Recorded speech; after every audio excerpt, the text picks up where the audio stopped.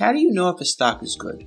What tests can one perform to simply and quickly determine if a stock is worthy of our attention or whether it is best to be ignored?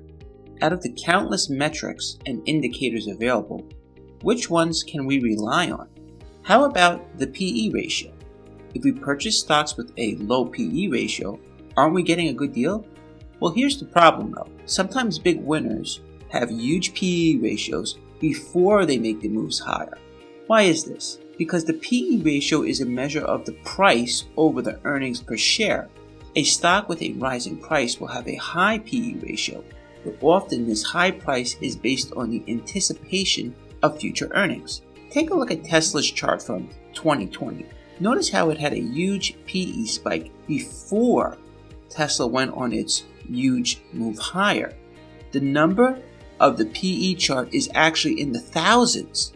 So Tesla had a PE ratio around 900 before it made its historic 2020 run. So I guess PE ratio can't help us identify if a stock is a good or bad choice. What about brand popularity? If I invest in a product that all my friends love, that has a moat to protect itself from competitors, isn't that a can't miss strategy? If all my friends like Facebook and Instagram, and I watch Netflix every week, can I just invest in those companies? Well, what about Zoom? I used to attend a lot of virtual meetings, and I use PayPal to send money and buy things online. Those are two dominant brands. Can't I just buy their stocks? Well, what about the CEO? Maybe we can just invest in a genius who starts a breakthrough company, like the next Edison or the next Steve Jobs. How are the companies of some of the brightest and richest men in the world doing? Wow, this is much harder than I thought. Why don't I just invest with one hotshot fund manager? Why don't I just look for the best performing funds of last year and put all my money with that one person? What about Cathie Wood? She made lots of headlines in 2020. How's her ARK fund doing? Okay, that's not working out so well. What if I took a few Nobel Prize winners and put them together to form a hedge fund? We could even get the genius who created the Black-Scholes model for option prices. Myron Scholes will be helping our fund. What's that? This took place in the 1990s and didn't end so well? Ouch. So how do you know if a stock is good or bad? It's actually quite simple. How do you know if a stock is good? It goes up in price. There's really no need to overcomplicate things. Think about it. What's your reasoning for entering the stock market? To make money. So how do you make money? You buy stock and it goes up in price. If that's all that matters, why not just focus on the price? Some people get confused. They think, well, this company has a great product. It has to go up in price. No, it has a great product, but that doesn't mean it will go up in price.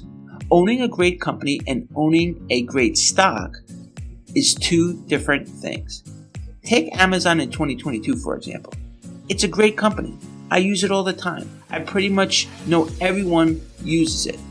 But how are the investors doing? How are the owners of the shares doing? Anyone who decided to buy and hold Amazon in late 2021 is severely underwater at this point. A great product is one thing, but a great stock is something completely different. The great product on its own is separate from the action of the stock because the price of a stock is based on a combination of many factors, some of which may not be fully understood just yet. William O'Neill once wrote, "My philosophy is that all stocks are bad. There are no good stocks unless they go up in price. If they go down instead, you have to cut your losses fast." This is by far the best philosophy to have in the stock market. There is great intelligence to the market. Nicholas Darvish learned this in the 1950s, and he decided to follow the price movements of stocks closely.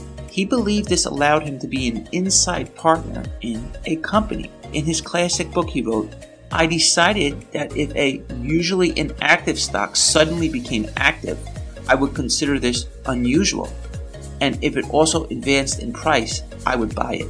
I would assume that somewhere behind the out-of-the-ordinary movement, there was a group who had some information.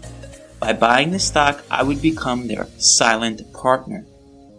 Don't get caught up trying to figure out the whys and the hows of the market. Instead, listen to what the chart is telling you. As Jesse Livermore once stated, "At the same time, I realized that the best of all tipsters, the most persuasive of all salesmen, is the tape.